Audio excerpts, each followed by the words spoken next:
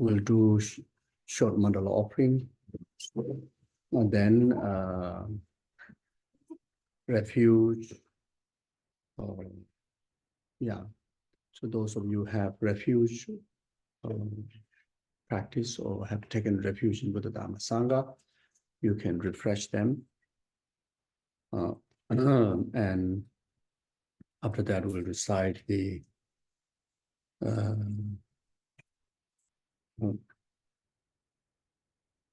so even with the that one verse of refuge in Buddhist prayer,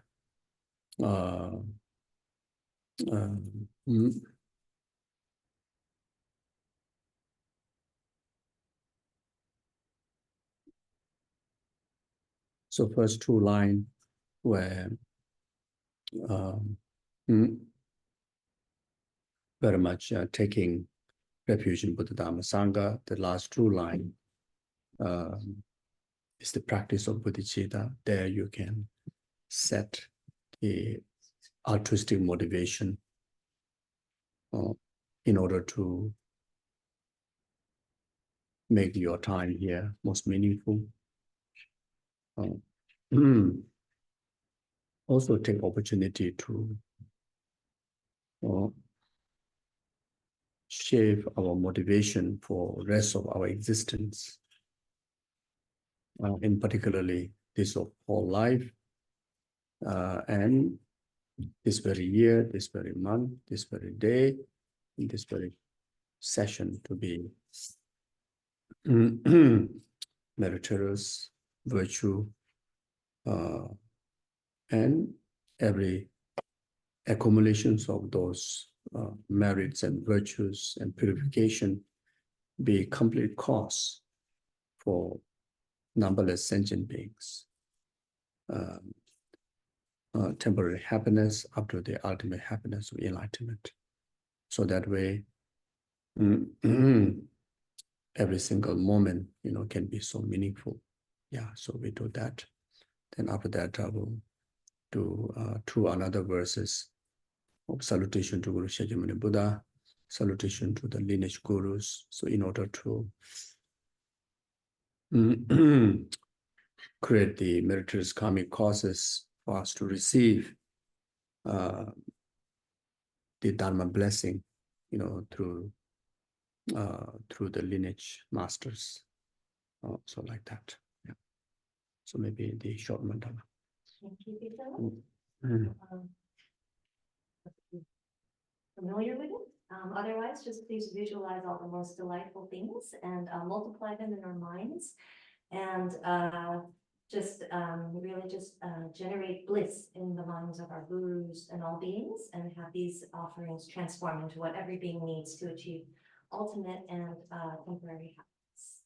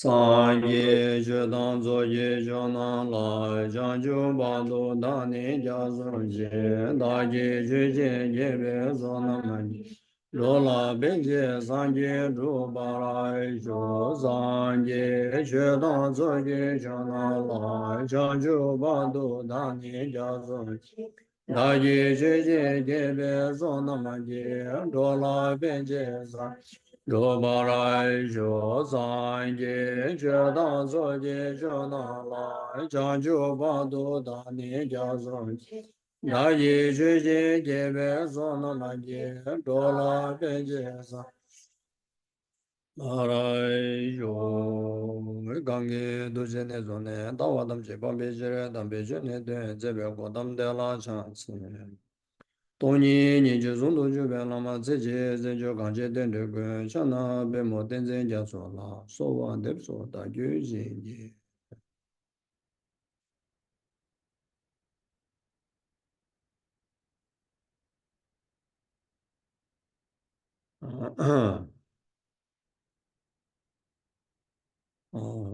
so maybe we can recite together few rounds of the Guru Shakyamuni Buddha's name mantra Dayatha Om Muniye Muniye Maha Muniye Soha the brief meaning of this mantra, the Dayatha, very much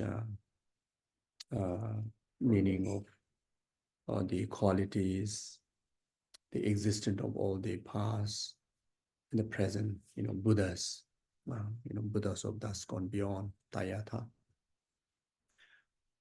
Syllable Om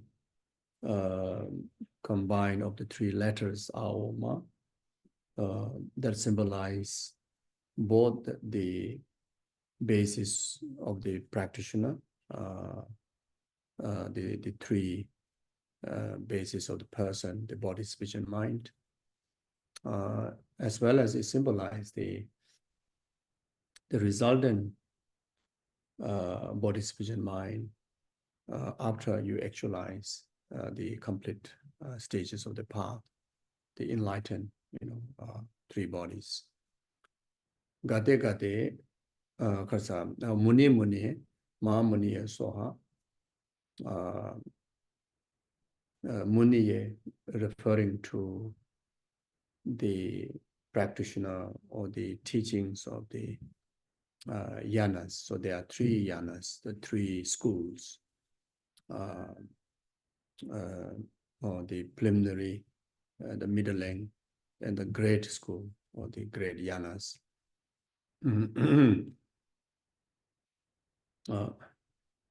In the Buddhist scripture, like such as Lamrim, given a name called the small scope, or the small capable being, and it is part practice. Middle capable being, middle scope, it is part and practice. Great capable being, great scope, it is practices. And also can understand the first one is referring to the hearers, practitioner. There are practitioners. Main objective is to actualize self-liberation, the nirvana, the peace. And after receiving guidance, from qualified teacher, then, they prefer to live within the community and very much, practice in the group. And always, always progress the path according with the instruction. So very much always need to have the teaching discourses, or the elder always has to be there to guide them. That's called the hearers. Then solitary realizers, after receive the instruction on the whole path, then they prefer to practice in solitude, in the caves, in the deep in the jungle, or even maybe in the city, but prefer to live alone, practice alone. Even at the time of they are achieving the liberation, they wish to achieve that without other beings, including their teachers, witnessing that transition.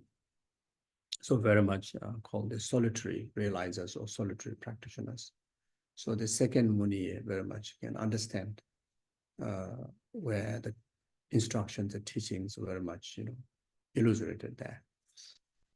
Then Maha Muni, Maha is referring to great. The greatness here is very much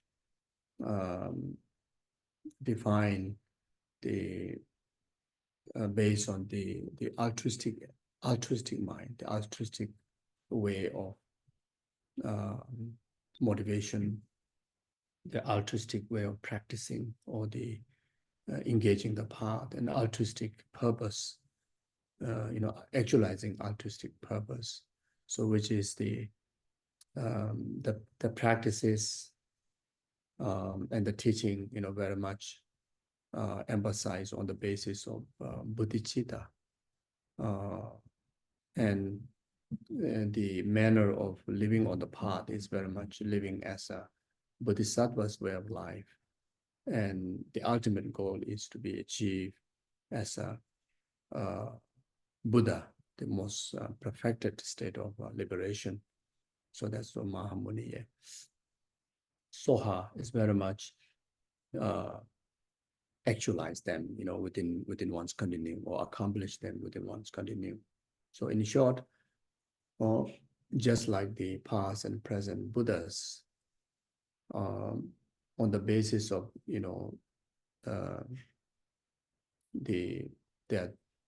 the three basis, body, speech, and mind, training accordingly on the stages, the path of the three yanas, and actualize the resultant holy body, speech, and mind of the Buddha.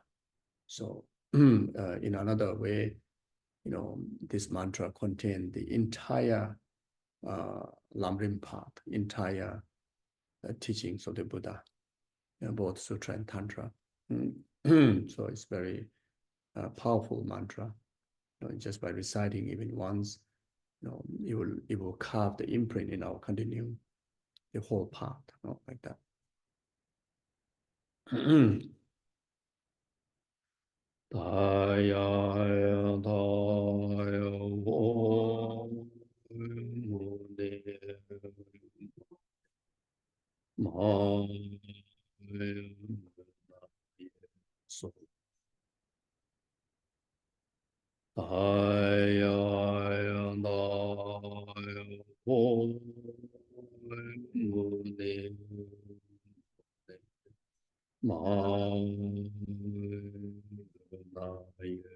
So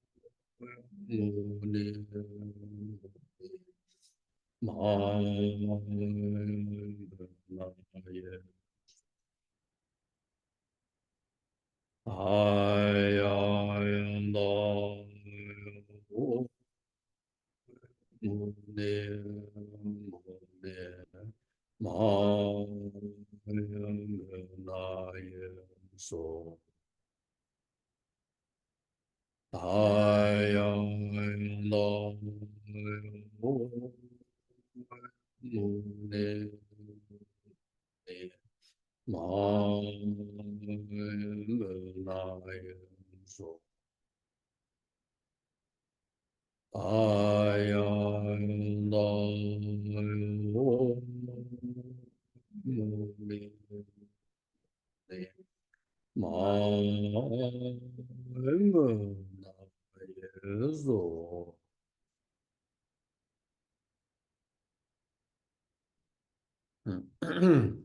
Thank you. Oh yeah. So today the subject is to talk about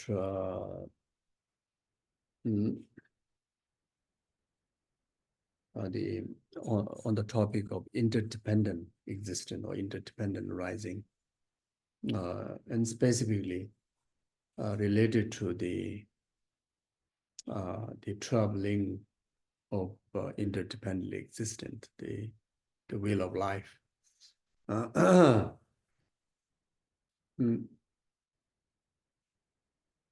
So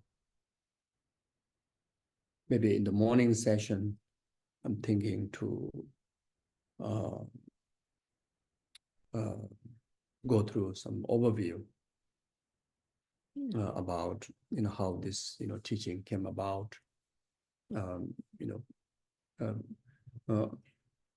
Then the rough idea about the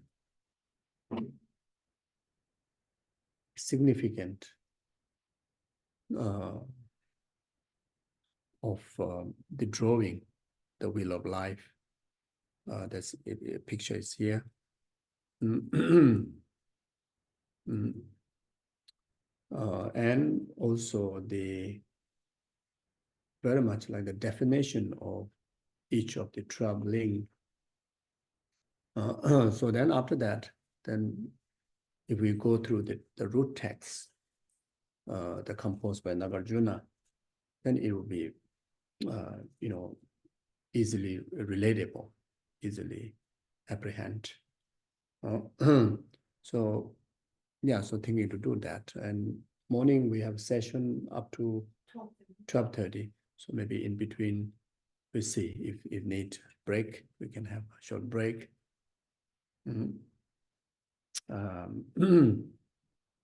So first of all, teaching on interdependent existence, which is very much talking about teaching on emptiness. Emptiness is the definition of interdependently existent. Interdependently existent is the definition of what it means, emptiness. When we talk about selflessness, empty of self, we often hear this word. And sometimes we wonder, what is really that? What really that is? And in fact, it is very much about the interdependently existent person. It is very much talking about interdependently established me or self person. So interdependently, the way, the person being into existence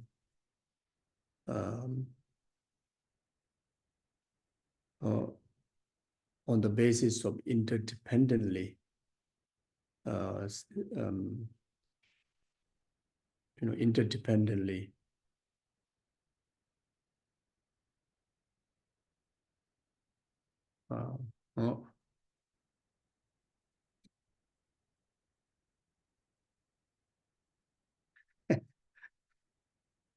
interdependently make it possible, or interdependently bring about, it is existence is the legitimate way of how the self or the person exists, and that is the natural way of existence. That is the real way of existence, and the real way, the natural way of existence, ultimately is very much the meaning of emptiness of self or the selflessness of person, you see. And not only self, but rest of the phenomena, including the aggregates, the world that we experience, good and bad, samsara and nirvana. So all existence are, exist the same way. It exists dependent on, it is right dependent causes and conditions, and right dependency. See, when we talk about the right dependency, there are, a few types, at least 3 types of, right dependency. The one type is the, the dependency very much referring to the cause, that how the result depend on the cause. The existence of the result possible is because there's a dependency existing of the cause. The right cause is there. The other kind of the, whether I'm using the right correct English or not, I don't know whether there's such in dictionary or not. but I hope you understand what I'm trying to make sense. So this second type of interdependency is the part and particles. So then third type of interdependency is the simply the mind, the subject, the legitimate existence of the labeling mind, then the existence of the object is possible, and that existence of the object possible just simply in the nature of interdependency, but otherwise it does not exist even substantially, in the object or anywhere in relation to the object. So therefore, that object is empty of self, and that you can relate to, I, self, that you can relate to the rest of the phenomena. So in short, interdependently existent, interdependent way of existing is the real way of existing, the truthful way of existing, which able to establish existence, without any fabricated kind of characteristic, whether to do with the object or whether to do with the subject. So it's very profound.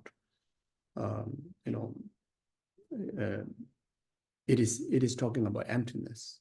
So whenever we talk about the interdependent existence, and we seems like can understand quite a bit, and that understanding, at least for me, that understanding is very shallow understanding, just simply understood about the very gross one. Even that gross interdependent existence, most of the time unnoticed, unaware. And because of that, even in the gross,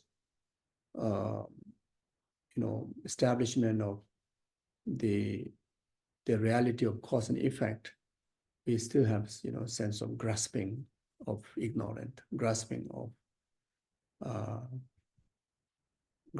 true existence. You see, so then from that point of view, it's quite impossible. It is not totally not possible, but it's quite impossible, like practitioner like me, to really to understand the subtle interdependency. And that means very tough to understand the real emptiness. And as long as we don't get to the point of understanding the real emptiness, that real emptiness, the nature onto the self and phenomena, then very much not possible to overcome the root cause of the hallucination, the root cause of the samsara, the suffering, which is the ignorant. You see, so yeah.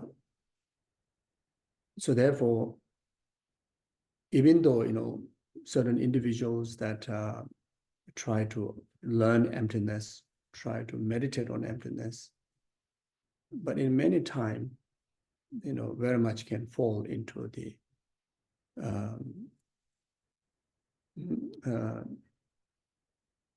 view of nothingness, view of complete non-existent. So that is one of the two faults, nihilism and internihilism.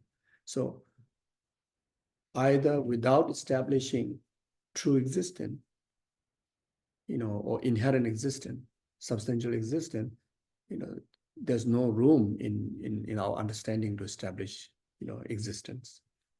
There has to be something truly existent. There has to be even the tiniest form of substantial, substantial capability from the either subject side or from the object side to be able to establish, existent. So that falls into one of the two faults, nihilism. Is the word nihilism is nothingness? Okay, internihilism is not nothingness. Is right? Okay. So now that practitioner falls into internihilism. Internihilism because if you want to accept that I am legitimately exist, then has to be established that existence on the basis of that substantial existence. Maybe either even some individual may think, yes, the self is free from inherent existence or substantial existence from, from the object side or from the basis, like such as physical body, in the cause, like such as parents, or in the nature, like such as the elements. But and then on top of that, then still assert that I exists exists by labeling of the mind. But that labeling mind has to have substantial, substantial substance. There's something unique, substantial substance within the mind that which can able to establish, existence of me. And that individual or that way of understanding, very much falls into the nihilism. Even from the Buddhist, philosophy, there's four schools of philosophy. And even within the Madhyamika philosophy, there are four philosophy like Vaibhasika, Sutra follower, Chittamatra, what we call mind-only school, then Sautantika, Pasangika, and the middle one, the Chittamatra, in fact, regarded very, very high level of, philosophical understanding. And the master who proponent this philosophy is the Asanga. He's a great Bodhisattva, but and that philosophy, the mind-only philosophy, even the name, when we hear mind only, meaning everything exists dependent on the mind. Everything is imputation of the mind. Everything arises from the mind. Very much what we normally say as a Buddhist, everything is karma. Everything is karmic result. And karma here is the mind. The karmic potential is very much mental mental phenomena. It's not a physical phenomena. So the Chitta Matra, the mindfulness school, established, observed that there's no substantial phenomena in any outside object which bring the possibility of it is existent, like such as form, such as this mic. This mic, from the mic side, there's not even a tiniest atom or tiniest substance, milli, micro, whatever, is not there. It's completely empty. But the whole reason this mic able to exist is ripening of the imprint within your mind. Or in other words, ripening of the karma within your mind to actualize this mic. And this is quite true, isn't it? Whenever we have something, say, oh, I have karma to have it, that's why I have it. We will say we have karma to meet, that's why we meet. We have karma to meet our guru, that's why we meet. We have karma to meet dharma, that's why we have dharma. And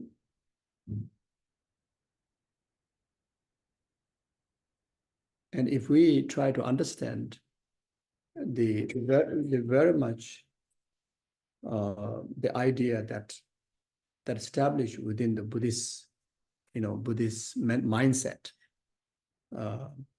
is quite close to the Chitta Matra way of saying it. Even though, the Chitta Matra, the attitude kind of aspect is the Mahayanis. And when we talk about Buddhists, there are Hinayanis, Mahayanis, there's so many traditions. But when it comes to the view, it's very much like how the Chitta Matra would say whenever we pronounce, or whenever we, we give a reasoning of karma. But Chitta Matra would understand that if there's no substantial potency, the potential within our mental continuum, which have left from the before time, then there's no way that you can establish existence, including self. So there has to be like substantial existence within the mental continuum. And that is the unique cause why the mic become unique, different from the computer. There's a substance there. So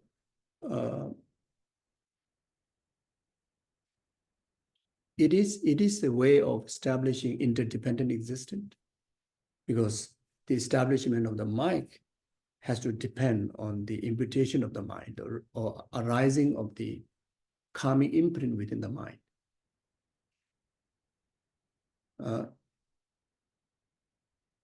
But in actual reality, the final reality, if you go to search, if you go to search the real existence of that substance within your mental continuum, you cannot find. It's in fact, the absolute reality is even within our mental continuum, even within the karmic potential, there's no substantial existence. And there now you establish, you're able to establish a legitimate existence of the mind, the legitimate existence of the both subject and object, the object, the mic, as well as the imputing, the mind, and that now, if you're able to arrive to understanding the same way that Pasangika Madhyamika would understand, the Nāgārjuna would understand, is yes, it's dependent on the imputation of the mind, but the mind itself also lack of substantial existence. And that way, what really exists exists merely in name, merely in, very much merely the name that which is merely imputed by the mind alone. You see, so, and that's true. if you really examine whether do with the self or the mind or anything, or, the suffering experience, happiness experience, if you really give enough time to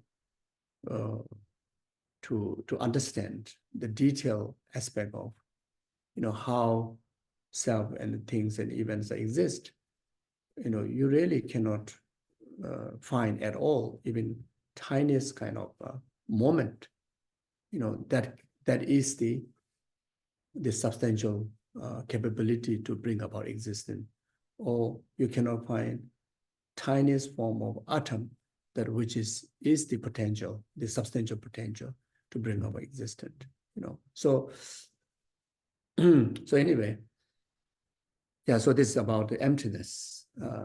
And again, we may say, and what's a really big deal of that? And try to discover the lacking of substantial existence. What is the benefit? The benefit is able to overcome the creation of karma.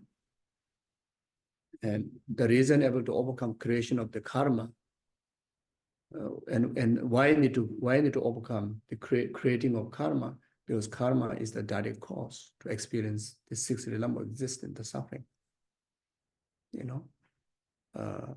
Even in the human form, we go through so many ups and downs, aging, sickness, even death, and not achieving things that we wish to achieve, not really going away those things that we do not wish to be with. So all these are because of the karmic potential. Karmic potential bring about not a substantial karmic potential, but interdependently accumulated cause and condition, which is called karma. That bring about the samsara. And in order to stop that karma, we need to stop the delusion. Yeah. So if we wish to stop the karma, we need to stop the delusion, like such of those three partial attitudes. Like aversion, anger, and attachment. These are really inconvenient emotion. It is really unpleasant emotion. And in order to overcome that, we need to overcome the first we need to overcome the three root delusions.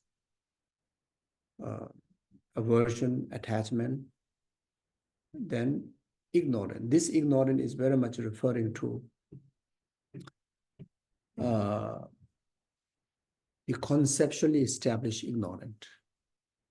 Is a gross one. In order to overcome these three root delusion, you need to overcome the root, the innate ignorance has to overcome. In order to overcome the innate ignorance, only by realizing emptiness, only by realizing emptiness, able to overcome the innate ignorance. No other virtues can able to eradicate that innate ignorance. And the innate ignorance, just being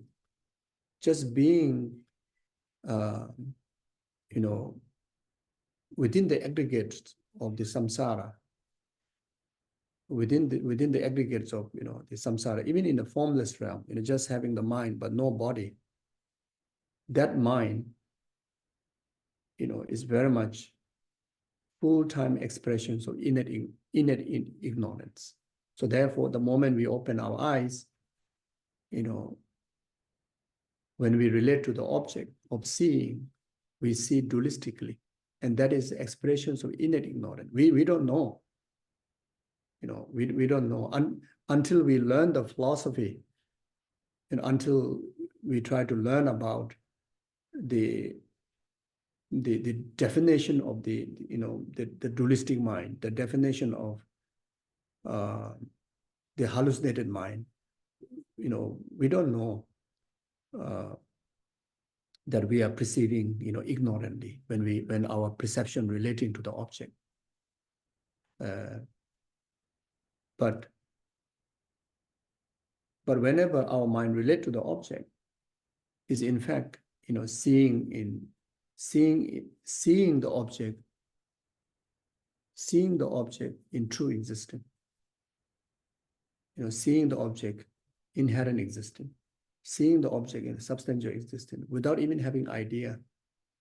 And that itself is expressions of innate ignorance, and which is not easy to even to discover, not easy to even to discover the exact characteristic of negation. Therefore, Lama Tsongkhapa, specifically emphasize, first, in order to overcome all form of delusion, and first, we need to understand the characteristic of the negation. So understand the characteristic of ignorant, see. So the conceptual, the conceptual level of ignorant is very much the ignorance that created within our mental continuum through philosophy, through culture, through the impact of the three partial attitude. We desire for something, then we create our own idea of this is right, this is I should obtain. There's through the three partial attitude, in our mind, certain things, certain events, certain experiences as like a negative, and that I should be avoided. And the certain thing is like kind of nothing to do with me. And that kind of grasping, three type of grasping, is the conceptually created ignorant. It is very gross. And that is the expressions of the three poisons, attachment, aversion, ignorant. And that alone, huge trouble in our system. And that is the direct kind of the manager of how to bring about the creation of three type of karma, the negative karma, positive karma, and neutral karma, and all these three types, even it's virtue, even it's neutral, even it's not negative, but still making sure, the manager is so good, making sure the result is only within this six realm, not out of that. And that conceptual ignorance again has some, like principal power. The main principal power is the innate ignorance. And here we have to find ways to know that innate ignorance, And the innate ignorance is just simply the opposite mind of the wisdom of realizing ultimate truth. That's it. So it's in one way it's actually not it doesn't look like so scary. The image that you can draw, it doesn't look like kind of like completely dark, kind of like energy force, like dark smoke coming towards you, and it is also not something that we have to go into a dark room to find it out. And sometimes when we talk about innate, ignorant itself, it sounds like so dark. Then innate ignorance, it sounds like impossible for me to catch, you see. But as long as we familiarize, we know better about the truthful way of existence of everything, the organic way of existence of everything, self and phenomena, which is, as mentioned before, the interdependent, as long as we learn about interdependent existence, interdependent way of existence, that will make us arrive to the real knowing of the ultimate nature. When you know the ultimate nature, that very moment, ignorance is purified. The moment we know the real nature of self, the emptiness of self, right there, you dispel the ignorance in relation to self, the innate one. See,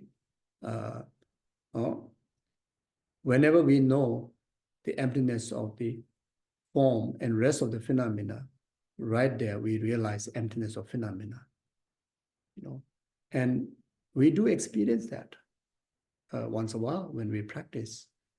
The only thing is we didn't manage to sustain. We didn't exercise enough, that until that, so easily get distracted by hallucination. So easily, so easily to again transit into ordinary mind, the conceptual mind, the hallucinated mind, and worse than that, very aggressive hallucinated mind. Most of the time we are very much like kind of, either excessive joy or excessive sadness, and sometimes excessive kind of completely nothingness, like completely like kind of numb. You see, so those are the the transition from meditation to there is like kind of like a huge like jump. You see, so therefore,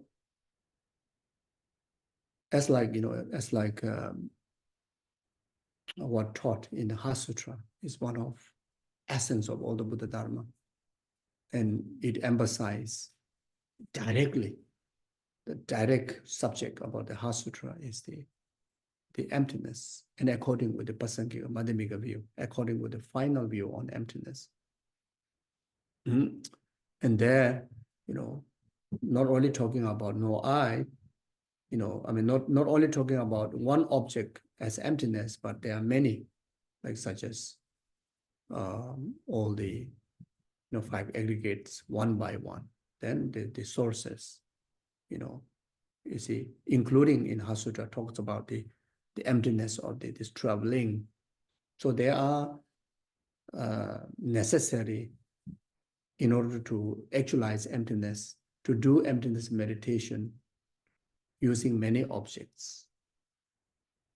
During the analytical meditation on emptiness, we need to exercise our mind meditating on many objects. An example, whatever you see right there, you try to analyze, you try to understand beyond what you see, the real truth about, real or the truthful existence about that object that you're seeing to you. And at the same time, also analyze the mind that, have a special attention, like direct focus attention to that object, also to learn about, analyze about its ultimate and the ultimate nature of that mind. Not just okay, I have good eyesight, now I'm seeing that object, as a yellow cloth hanging on the door. That is not truth. That you haven't seen the real thing. You didn't utilize the real eye, the real wisdom eye. You're just very much like using different glasses to see different colors in the object. Like the white mountain, you want to see blue one, you wear the blue sunglasses and look at the white mountain, you will see as a blue mountain. And you're not seeing the real mountain, isn't it? Real mountain is not blue, isn't it? So it's just an example. Everything what we see as from the ordinary mind, we are not seeing the truth. There's something beautiful beautiful way of existing, beyond what we are seeing now, what we are seeing in the first class. And now that you relate to your loved one, it's not just about, like kind of, just ordinary object and your eyesight, not like that. It's you relate this same idea about knowing yourself, about knowing your mind. We really don't know our mind. We really don't know our body well. We really don't know what we really want. If we really knew exactly what we really want, our wanting will be never change. Every day we change. Even the food lunch menu every day change. No question about the rest of the other. We change. We change so many clothes. We change so many different type of food. That means we are not focused. We don't see the same taste in everything, even though everything lies in this one taste, same taste. You see, even in the good and bad, there's so many things that we divide, make division of good and bad. But that is because of the mistaken mind is apprehending that. That's why you see good and bad, imbalance emotion, imbalance world, imbalance other people, imbalance others' attitude. Everything is imbalance, you see. But if you see the real truth about the mind, real truth about the object or the experiences that comes in our way, through the wisdom eye, there's no differences in its ultimate existence. It's all is one taste, and that taste is also the best one, the most delicious one, most beautiful one, most lovable one. You see, now you relate this to your family member. You see, if we relate, if we relate to your spouse or your children, in the usual way, that in relationship there will be a lot of ups and downs, because there's a lot of changes is happening. Either sometimes due to the changes from the expectation that you have because of yourself, very much guided by the hallucinated mind, and which is fluctuating. Maybe nothing is really changing from the children's side, in its ultimate way. It's nothing is changing. But because of your expectation, the hallucinated expectation change, and you see, in most of the time you see negative. That's why there's like never enough, never kind of,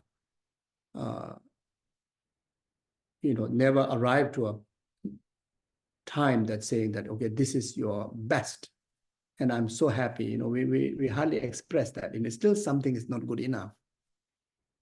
You see, but if we start to see using the wisdom eye, then even that changes. Like conventional changes is so beautiful. It's like in a very kind of blank paper,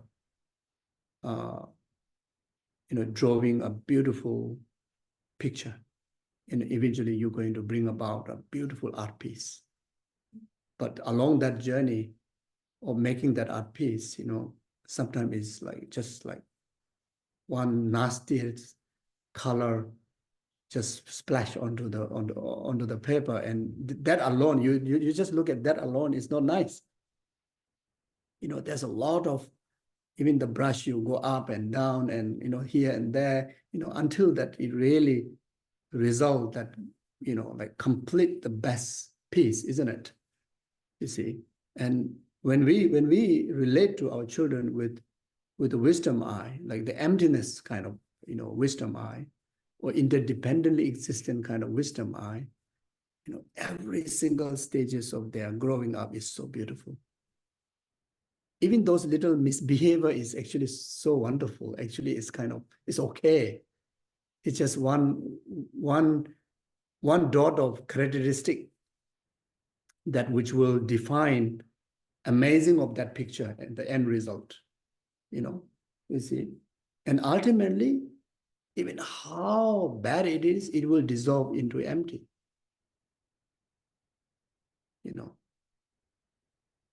see. And even how good it is, also arrive into the same result. So therefore, in the ultimate taste, there's no two different kind of expectations that we need to deal with, because in any way we'll arrive into the best out of it, you see. So anyway, I'm kind of distracted and gone away quite a lot from what I wanted to say. Yeah, so yes, so this is it. Yeah, the main deal about about emptiness is because it directly open and directly act as an antidote to purify the innate ignorance. And when you're able to do that, then all the problem is solved from the root. Otherwise, very much whatever we do is like kind of very much handling the symptom, never really working out with the root cause. You see, whatever, like last night we talk about, we do this, we do that, it's very much, if you're not careful, very much handling the symptom only,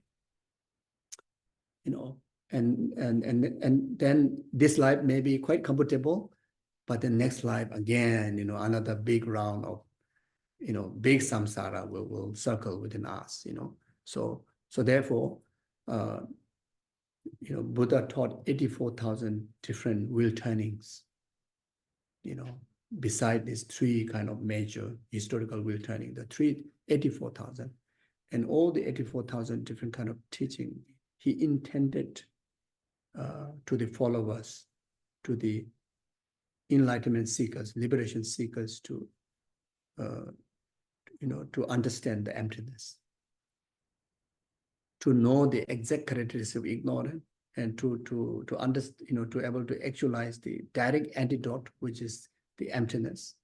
So whole purpose of teaching is for that, you see.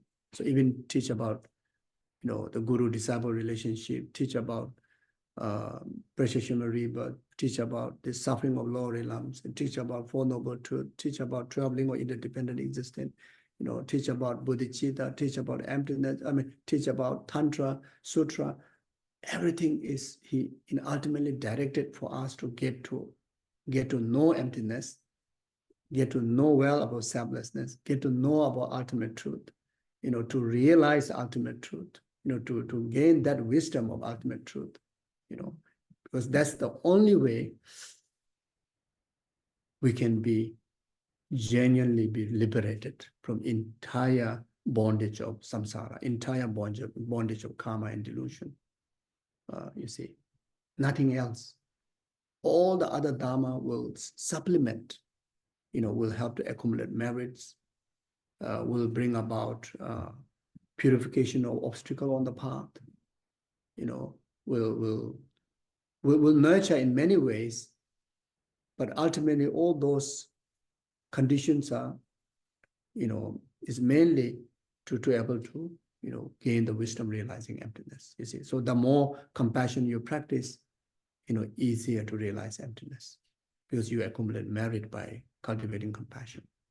The more you practice bodhicitta, the more you practice the paramita practices, even the practice of forgiveness, practice of understanding, practice of respect, practice of love, practice of kindness, generosity.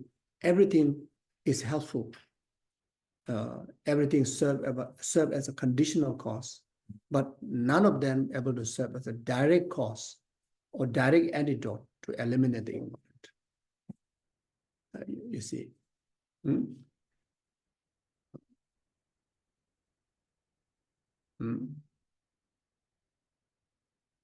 So now the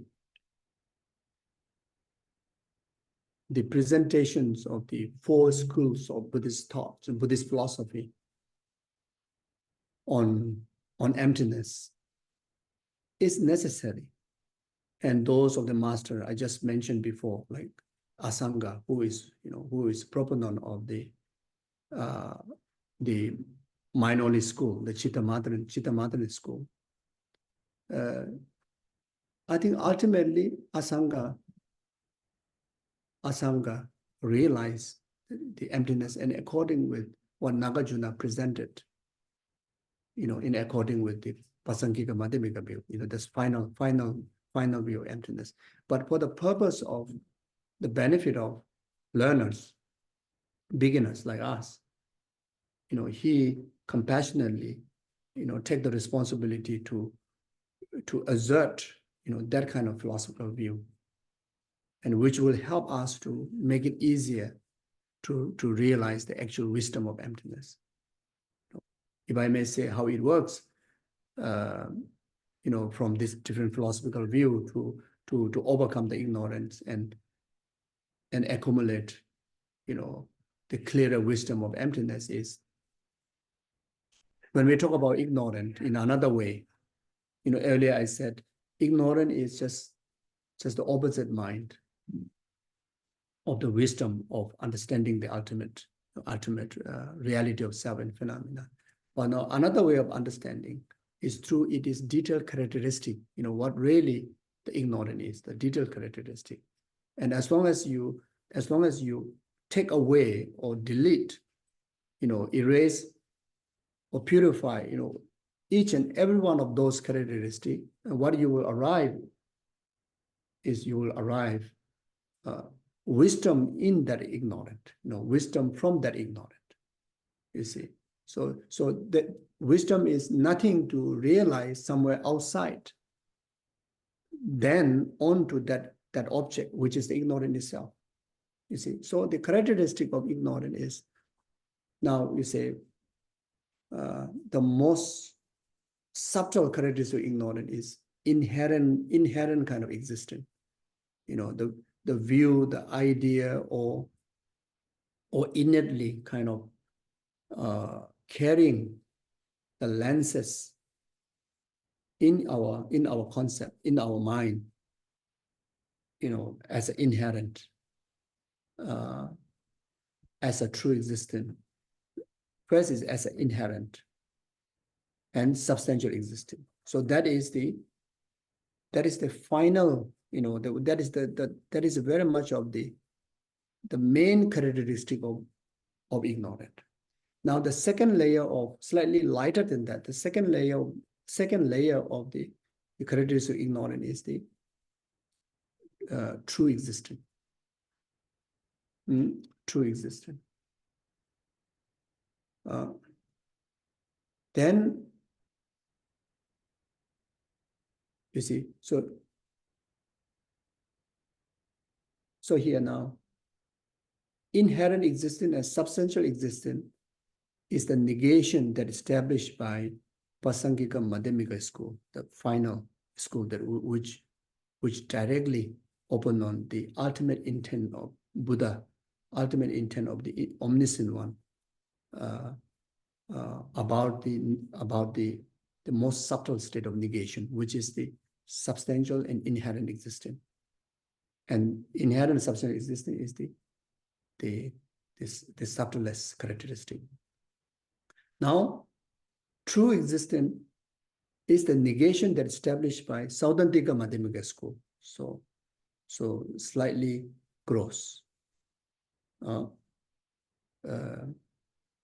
In the final school of the Madhyamika has two sub-schools.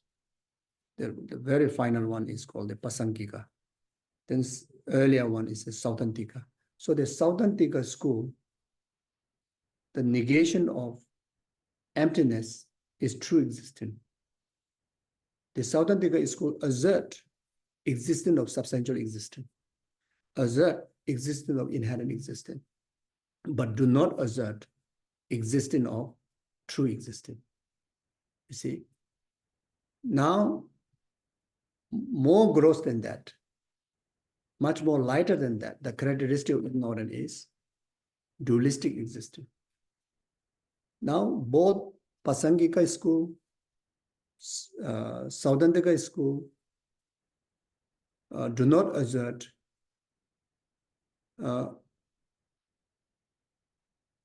or let's say, yeah, both do not assert true existence. Not only, yeah, so both do not assert true existence. But now the third philosopher school, Chittamatra, which is called mind only schools, which we talked before, here they assert true existence. But they do not assert true existence on the object. They only assert true existence on the subject, the mind. You know, I mentioned about the karma thing. So that's the thing, you see. And they do not assert dualistic existence. Dualistic here is there's no true existence in object. If you assert true existence in object, then you are asserting dualistic existence, dual existence. You know, that there's a true existence potential both in object and subject. So here the mind only school do not assert that. But still the fault is assert true existence. And if the mind don't carry, the imputing mind don't carry the quality of true existence, the mind have no way to able to establish existence. So therefore, I have to accept true existence. Even though I don't accept true existence on the object, but the mind has to have the true existence quality. So then you're able to bring about all existence, just simply in the manner of arising it is potential. It is potential itself, the karma itself is true existence. So that's how they understand. So now, but comparing to the earlier two schools, this is very gross. But it still is helpful to know what exactly the negation presented by mind only school as a true existence. Now this true existence is also one of the characteristics of ignorant. Now go to the Saudantika and the Vaibhasika school, the earlier two schools. They assert quite similar, very much, very much in the negation of, selflessness. The only difference between Saudantika and the Vaibhasika is the Saudantika assert the term emptiness, the emptiness. Vaibhasika, they don't even pronounce, emptiness. They pronounce selflessness only, the selflessness of person, like that. So anyway, to make it short, the main negation of the ignorant,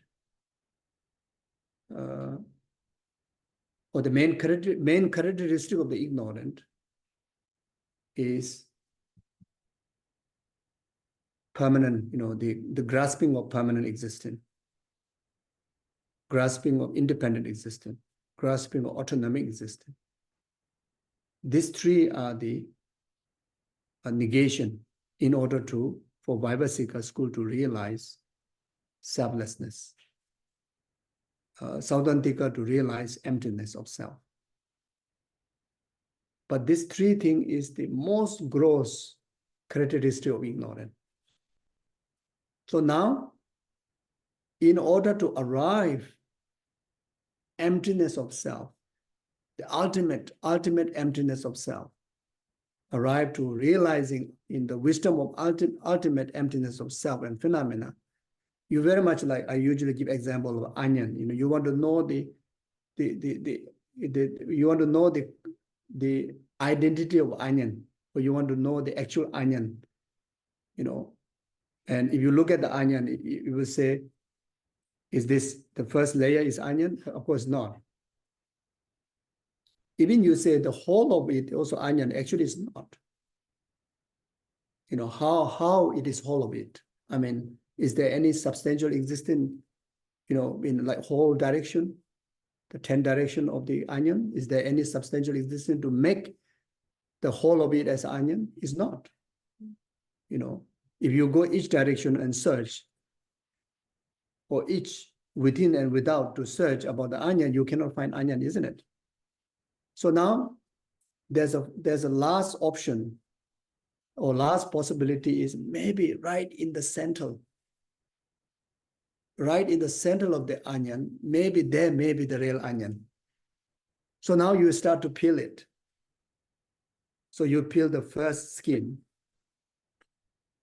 to able to know the real onion is very much like the whatever the characteristic, the gross characteristic of ignorance as established by Vaibhasika and Saudantika is very much like peeling the first layer of the onion, which is easy, but it's still helpful because that will lead you to go slightly more deeper, which our normal eye senses didn't really show what's inside the onion's skin, isn't it? So now the Chittamatra way is like almost like cut into like quite into it, and you check it out. You know, you're also able to purify the dualistic way of existing of onion. Or then still you can't find onion. You didn't manage to realize the real existence of onion there. Again, you cut into slightly deeper, and that is the Saudantika Madhyamikas. You know, overcoming the true existent. You know, you peel the skin of the true existent, and still you didn't manage to discover. Now you cut right in the center. When you cut right in the center, you completely lost the ignorant, that apprehending that onion is somewhere. Now you found out is, what you found of onion is void of non-existent of all the idea about where onion is exist. Is that right? Yeah, maybe my English make very, very ugly. To make it, so please use your own English, okay? Make your own sentence. I'm just giving little bit of ideas. Okay, so now there, what you find is a void of complete void, complete empty. You know, I mean, you cut right in the middle like that.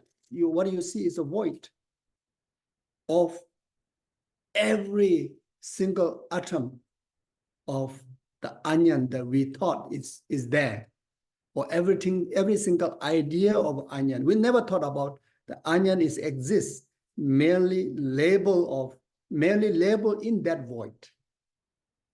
So in that void, when all these pieces put together, oh, again, you know, the onion is there. Now you're able to establish the onion, but you also realize that onion is none other than simply label onto the collective kind of environment, the collective conditions. But in that collective condition, if you look for onion, there's no onion at all. What you find is just a void. You see, and the void is not like kind of losing completely. You know, the pieces are still there.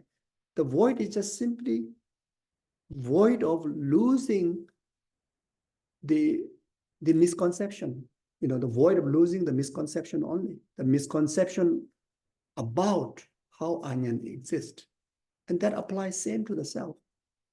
You see, so therefore, there's a tool, like a kind of like 4 points of tool to realize the emptiness of self. You know, first is to determine the point of negation. So that's exactly what we did just now, like that. You know, then second one is the mood where you're going to examine, you know, whether that negation exists or not. You know, the true, the permanent onion or independent onion, autonomic onion exists. You know, the first is all the negation I've described. The second one is the mood. The mood is either within or without. If it is within, then it has to be, you know, in certain direction of the onion or certain part of the onion. You know, that's the only option, isn't it? So when relate to self, if I exist, I should exist within or without. If I exist within, then either it has to be whole of it. You know, if it's whole of it, that is not possible because, I mean, even in a conventional world, you know, people do heart transplant, people do amputations of their limbs, and because of one part of the limbs losing, you know, your identity didn't lose, isn't it? You still hold the same passport. You still can travel after imputation. Otherwise, you cannot travel because you're supposed to be whole of it and part of it gone, isn't it? So it's so obvious. So obvious. Now, maybe, if not whole of it, maybe part of it. So then you do the research from crown to toe. First, you research the major organs, and your brain is not you, obviously. Your heart is not you. Your lung is not you. The upper body is not you. Lower part of the body is not you. Then go even more detail. Maybe not the whole of the heart, but maybe in the heart, I may be. So you go and maybe do like the doctors do, cut into small pieces, use the microscope and check it out whether one of those cells could be me. And obviously you cannot, it's none of them, obviously. If it's one cell is you, then you have to identify why it is you. And there are so many other cells also have the same reasoning. Then you become many. You are just one person, isn't it? You're not many, you see? So if the heart may be you, then how about the lung? So maybe you say, okay, lung also, be you, heart also be you, then you become many. So again, logically, it doesn't make sense. Now there's another possibility is maybe I may be my consciousness, my mind, isn't it? The body, quite obvious that, you can find non-existent of yourself, maybe the consciousness. Then consciousness also has virtuous consciousness, negative consciousness, neutral consciousness. Which one is you? Or there's a three of you in one of you, and very obvious. So yeah, then you may say, or maybe, maybe other way of existing in the mind, in the mental continuum. So then, if it exists, it has to exist in the past mental continuum or future mental continuum. You see, so in the past mental continuum, there's a limitless. Future mental continuum, there's a limitless.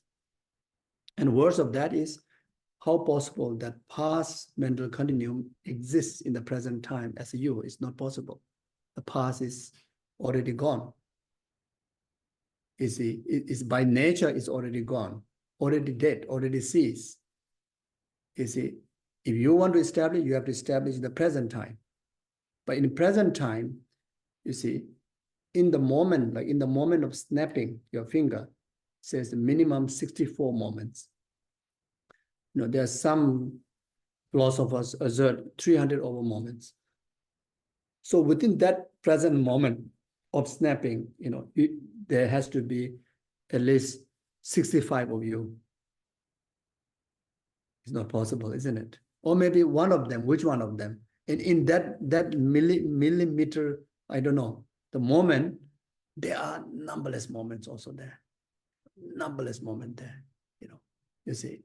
So if there's only one moment, there's only one moment of you, then you have to come about that substantial phenomena that you can say, able to identify that this is it. There's no way.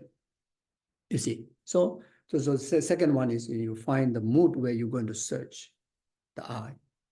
Or then the third and fourth is very much the same thing. You do the excursion, you do the research, in and out. Very much the two possibilities. Outside. I mean, you're not on. If it exists outside of you, it has to be exists in the nature, or it exists in the other phenomena, like on the table. I mean, that is so obvious. You are not table, isn't it? And I'm not you, isn't it? I mean, then like what Nagarjuna, in the Precious Garland, there's so many verses giving us idea of how to research yourself, you're existing in the nature, like you are not earth, you're not water, you're not fire, you're not wind. And even those bases also not themselves in any of the elements, you see. So very much, very much through such research, and you arrive to a point that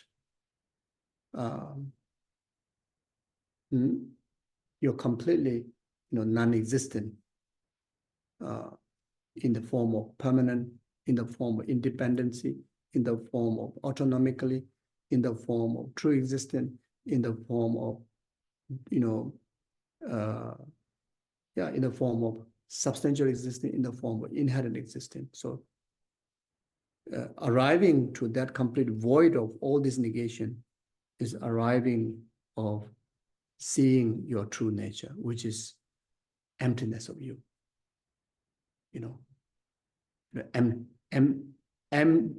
Emptiness, by emptying or by overcoming, purifying all those, dualistically established I or falsely established I, you make able to establish, legitimate or truthful existence.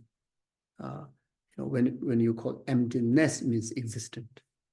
Empty means non-existent, isn't it? But you put that, like in Tibetan, very nice, tongba, ni. So tongba is empty. Ni is very much established, existent.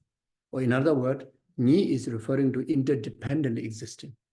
So tongba is non-existent inherently, ni existent interdependently. So there are many individual practitioners, even some great philosophers, because of they are kind of like a locked or limited by the philosophy. There are individuals that who thought they realize emptiness, but either they live in nihilism or inter-nihilism. Either nothingness or existence has to exist inherently, you see. So even in the Buddhist, even in the Mahayanic Buddhist tradition, ultimately the meaning can be different, but certain words, if it's not careful, there's a sense of establishment of nothingness, like arriving to a nothingness, establishing nothingness, like, nothingness of the mind,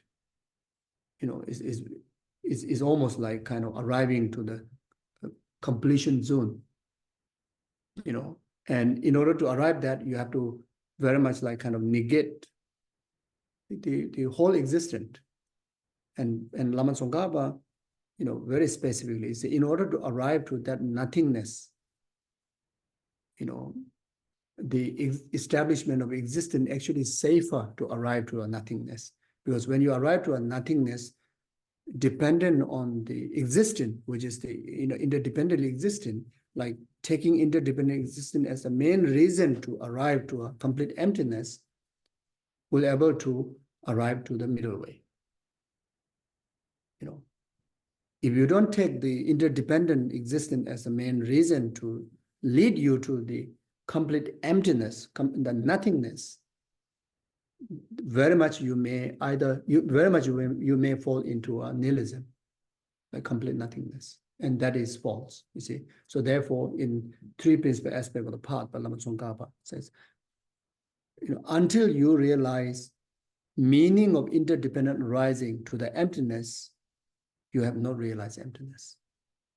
When you realize emptiness as an interdependent arising meaning, and interdependent arising as a meaning of emptiness, then you arrive to an ultimate realization of emptiness, you see. So, yeah. So now, again, we cannot just talking like this and, make, kind of, it's not about making it complicated. It's not about, sounds like, okay, who knows? I mean, so philosophical. It's not about that. It is simple. the simpleness here is you just have to consolidate, from these basic ideas onto true practice, analytical form of meditation and absorption kind of meditation. And that very much bring into our day-to-day life existent. So our day-to-day life, every 24 hours, we divide into 2 sessions. One is pause session and another one is meditative session. All the activities you do, you take as your pause meditation session. Now the meditation is analytical meditation. The name of that analytical meditation is, in the scripture, talk about illusional-like meditation. View self and phenomena, things and events, all activities that comes in your way. All our 5 senses, when relate to it is object, you exercise viewing them as illusional-like, dream-like. Like when we dream, let's say if we dream, I don't know, sometimes very amazing dream that which you feel like, wow, I'm so happy. Maybe I don't know, is a real thing or not. If you dream of winning $1 million lottery, I hear, is it true? I don't know. I don't think so. I don't know. Maybe in America, possible, maybe. If that is true, then you dream, you'll be quite excited. Okay. But then you dream of huge wild elephant, break into your room while you're sleeping at the middle of the night, that would freak out. that will really scare you, isn't it? And there is a, like kind of emotion that expresses like a fear. And there's an emotion kind of like expresses excitement. Or let's say, maybe, okay, anyway, don't talk about this $1 million thing. Talk about meeting, in the dream, you meet your most dearest, most precious guru. I mean, you will be unbelievably happy, isn't it? But when you wake up from the sleep, the guru that what you dream is not there exactly the way how you dream. The elephant is not there. Your door is still so small. No way elephant can fit in. And also, even whole house break in also, maybe not elephant can ever do. Some rooms can be quite small, isn't it? And anyway, even you live in a big house, anyway, that I think in America won't happen like that. Maybe India possible. So anyway, so the impact, the expressing emotion is there, like a joy and happiness. But it is just in the thought. In reality, there's no such thing, isn't it? So in the views of hallucination, in the views of innate ignorance, when, as I mentioned at the beginning, whenever our consciousness, whenever our mind relate to it is object, it's not real. It's like a dreaming. It's like in the state of dream, exactly like that. But we still have impact. Impact our emotion. When someone says something wrong, that impacts you. That makes you feel upset. Someone praise you, you feel happy. Those emotions are there. But there's no legitimate I, the way how you thought there's such existence is not there. Its I is empty. And there's no inherently existing, the person who is actually criticizing you is also not there. So it's very much like a dream. It is there, but it is not real. And that also we cannot deny that, then how? We shouldn't have any feeling about it. No, feeling is there. Like in the dream, we feel it. Okay, so just having that idea alone is an experience of liberation. It's kind of like immediately someone say wrong thing, instead of following following the narration of ignorant, you kind of know that that narration has a negative impact. And also you know that it is false narration, and say, oh, at least, I have this wisdom of Dharma.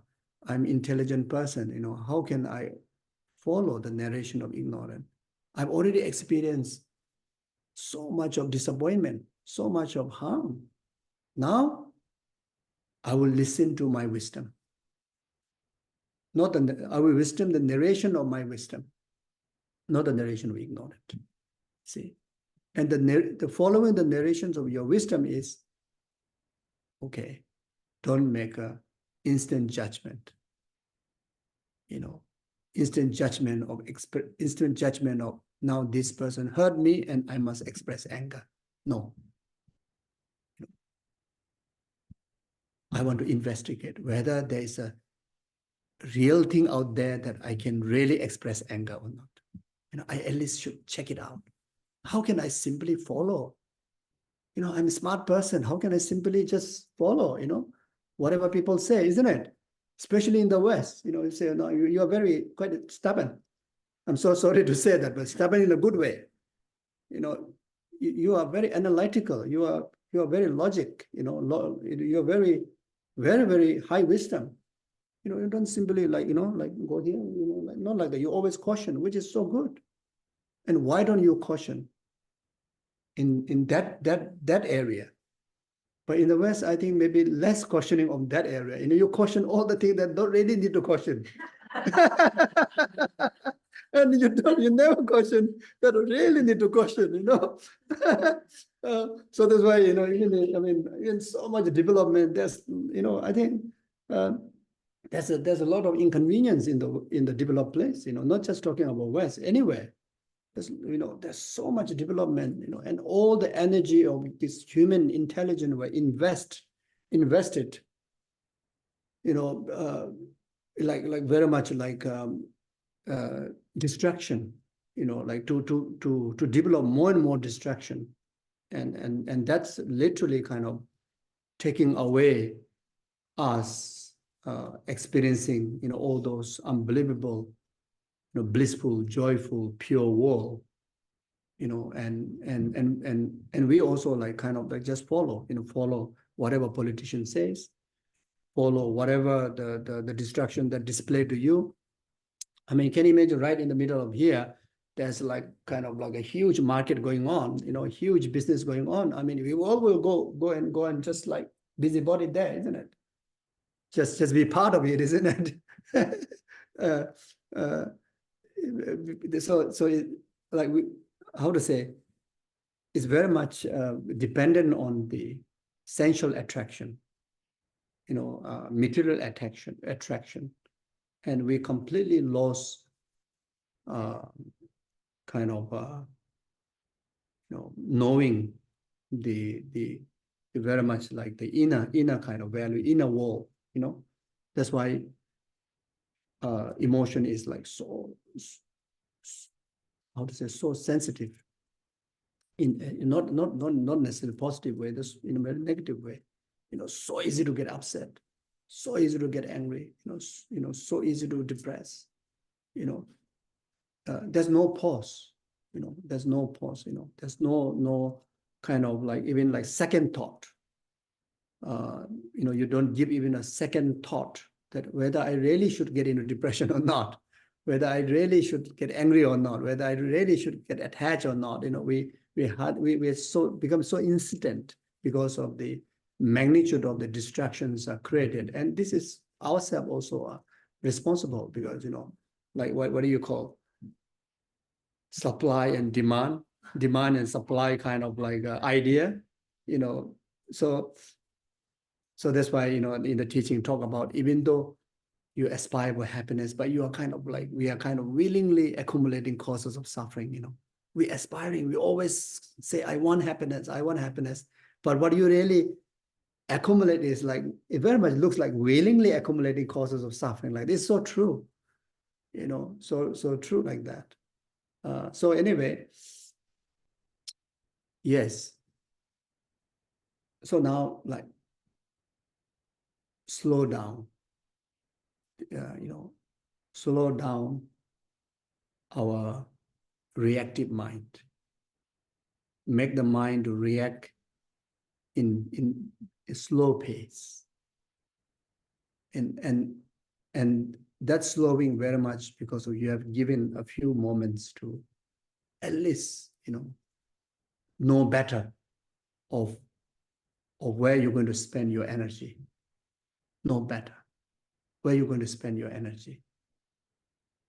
And this is so, so important, so crucial, because if you wrongly judge, wrongly express emotion, the amount of time that you're going to get exhausted, going to suffer can be lengthy, maybe whole throughout the day. Once you're allowed to get angry, it doesn't go away easily. And on top of the worst thing is all the negative mind. Sometimes it looks like they are much more smarter than the wisdom. They have this very active, clever, the capability to exaggerate, magnify. For good thing is very hard to magnify, very hard to exaggerate, make it big. Is it? And sometimes I watch like some YouTube, and in between, there's like the advertisement comes. The author advertisement. Wow, the advertisement, the way they say is like 100% guarantee whatever benefit they say. And they also say that like almost like no one have discovered like that, and that this is the only thing that, you follow it, that's it. That's a liberation like that, There's advertisement comes about food, there's advertisement come about certain product. I mean, it's like very, how to say, so openly lie, so confidently, like the confidence, but I didn't really see like that kind of advertisement compared to some other country. When I came to America, well, they were very strong, that's why no wonder the business are so good. The economic is, in generally, whatever you're able to sell, because the way it says, if I didn't make a comparison, if I didn't kind of pose myself to whether to trust or not, I'm going to get all the product that is selling here, find any means to get it, because it sounds like even like a medicine, maybe to do with some kind of stomach pain or whatever. It says, that that's the best, like that's going to cure you, And it says that this university, this medical industry, like they openly say all are wrong, only my one is right. Amazing. It's like, and the way this was so strong like that, It's amazing. And our ignorant mind, our delusion mind is much more stronger than that. 1,000 times, numberless times stronger than that, and very pushy. It like find every ways to convince you. So if you are not strong enough, you're really going to follow. And we've been doing that for countless years of lifetime. We've been doing that. You see. Otherwise we might be watching from upstairs. What's happening on us, but we are here. we touch on the ground. So anyway, so yes. So you see, so therefore, the practice is like everything. You see, you go to work. You go to work in the workplace. You see everybody as illusional like. You're not saying they're all illusion. They're real. Illusional like. Illusional like. That's very important. Illusional like. It's simply meaning the person you see. Person you're greeting is not the actual person is not the way how it appeared to. Actual physical body is not the way how it appeared to. Actual identity is not that it appeared to, So but it is very helpful, you see. Then whatever situation happened at the workplace, similar. Then in the family, the loved one, your children, your spouse, everybody, the way how you see them, relate to them. There's if it's a good thing, there's even a greater truth behind that. There's a greater beneficial thing behind that. If it's anything to do negative, there's more negative or more harmful thing behind that if we don't know the truth. If there's if the experience or relationship is a good thing, then if you know the truth, you can able to progress in the relationship. You can expand the relationship. You can just carry on, like developing the relationship limitlessly. But when we stick on our normal way of seeing, the hallucinated way of seeing, and goodness also bring to limitation, but the negative is like the opposite way. It is just like limitlessly increase like that. There's no stop.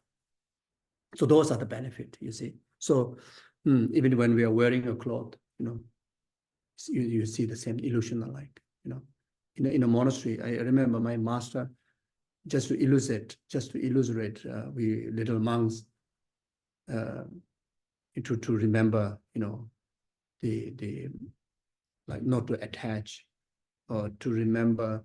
There are many things, the meaning is great, but just simply like before you wear, asked to like touch to the door, maybe this teacher himself created that, but it leave a deep imprint. And after that he explained is to remember these are the object that, not to attach. Maybe one of the skillful way, but we can do our own way, say, just maybe reciting Om Ahong, before you wear the robes, Om Ahong, before you eat the food, you just say Om Ahong, you make offerings, we do that. But main purpose of making offering, main purpose of consecrating, our jewels, the clothes or the garments, etc., is for us to actually remember the emptiness. The ultimate, as I mentioned before, 84,000 teachings. Sutra and Tantra is for that, you see. Anything we do is affecting the ignorant, it's challenging the ignorant. There you actualize the real Dharma, isn't it? When the ignorance is shaken, entire negativity is shaken. You see. So then, the moment you wake up, you wake up understanding the emptiness of self. When you go to sleep, like illusional like waking up, illusional like going to sleep, then of course there are many other tools that you can take this practice even more further in relation to detail, emptiness meditation, the clear light meditation, like the meditation that introduced from the Tantra, like three kayas meditation. You can take birth as a nirmana kaya, intermediate state as a sambhava kaya, death, the sleeping as a dharma kaya meditation. There are very advanced meditations that you can do. But one meditation that everybody can do easily is to see them illusion alike. Then whenever you get opportunity to really to quiet yourself, you have the environment, quietness of environment. You also is quite a kind of like a calm state of mind. Then you get into a session, which is the absorption meditation session. So in the teaching, emphasize the name of the meditation is space like mind emptiness meditation, or space like emptiness meditation. So throughout the day, during the activity, you've been exercising all activities, all experiences, illusion alike. That will conclude, or that will result in your mind as a wisdom that, oh, it's sense of everything is like sense of void of whatever experience is out there, whatever that you engage is out there. It's like everything conclude void of all of them. You arrive to a zone that nothing you experience exist. It's like kind of like a real empty zone. And not only to the physical experiences, the very last, before you go into the observation meditation, you need to have a one object of meditation only, not many. During the post-meditation, you have many. This is the exercise needed. Sometimes we only meditate, exercise, analytical meditation only on self. That's not good enough. Exactly like the Heart Sutra. Many, 5 aggregates, one by one. Then all the other phenomena, all the other experiences. You see, we hardly do that. So that's why it's so difficult to arrive to that complete emptiness, wisdom. You see, so taking the entire day activity, because there's many activity, there's many things going on, many thoughts going on, many doings going on. Just with one day, you're going to accomplish huge analytical exercise on emptiness. Unbelievable. So end result is like quite easy. Now, use that one object, which is the mind that try to understand illusion alike of all experiences. Now that mind also, now you come here, that mind, you take about 1 minute, 2 minutes, 3 minutes, 5 minutes to do this, to do a bit of detailed kind of analytical meditation, as I mentioned before, whether the mind exists in the past, in the present, in the virtual, non-virtual, that mind which is seeing the emptiness, whether that mind also lies in the nature of emptiness or not. And because the mind itself, free of physical form, that already helps to reduce our grasping, like dualistic grasping. Now, you're also analyzing the most concentrated mind, the wisdom mind, that you've been exercising to realize the true nature of emptiness. Is already kind of like, even conceptually, you reduce the distraction. You see. So at the end of exercising to know the real nature of that mind, that wisdom, you will arrive to a point that nothing exists, but at the same time, nothing exists, but at the same time, there's existence because of that emptiness experience, that space like mind emptiness experience, directly cause you to experience losing of all the graspings, losing all the tensions, losing all losing all object that where you hold on to, maybe with aversion or with attachment or with the ignorance, whatever. Everything is, everything by that, there, everything like kind of like the rope is cut. And you are released from that bondage of grasping. Because of that, the mind, what the mental aggregate experience is, bliss, sense of relief, very nice feeling. You see, and that experience naturally impact your physical body system, the feeling, the compositional factor, the physical aggregates were also transmitted that energy, that kind of like very much like kind of like the blood clot is already kind of bypassed, done. All these muscle tensions are very much kind of like a massage, and since the inner element, outer element, subtle element, the subtle element in the wisdom, everything is interconnected. When one is disturbed, all is disturbed. When one is fixed, everything is like naturally fixed. You start to experience lightness in the body, joy in the mind. So, and because of this joy,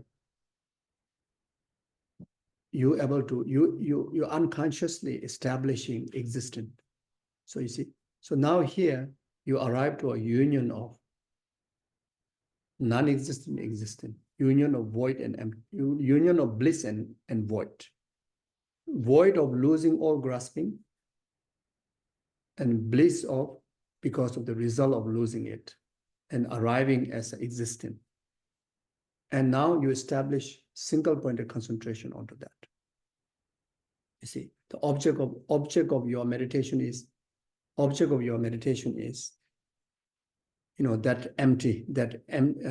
the emptiness of the mind, the wisdom, and you very much observe, like completely settle your awareness onto that without thinking nothing else. Even just for 1 moment or 2 moments or more. Eventually, you may even able to do that for even hours, whole day. And by doing so, lead to a absolute realization of the direct realization on emptiness. You see, and also because of the training and absorption meditation, when you realize emptiness simultaneously, you also realize shamatha. And that realization, actually, you arrive to a practice of special insight. So no need to even practice separately, training in shamatha, training in realization of wisdom. Because of training in, let's say, post session and session is using emptiness as an object of your meditation, the result is so powerful that directly arrive realizing special insight. When you realize special insight, means you already arrive path of seeing, Ārya Bodhisattva's path, unbelievable. And right there, you are already developing the bhumis, like the 10 bhumis. Where is the place that this ignorant, the gross ignorant, it will be the focus to purify during up to the 8th bhumi. The whole of the negation were divided into 9 portions. 9 portions. Up to the 8th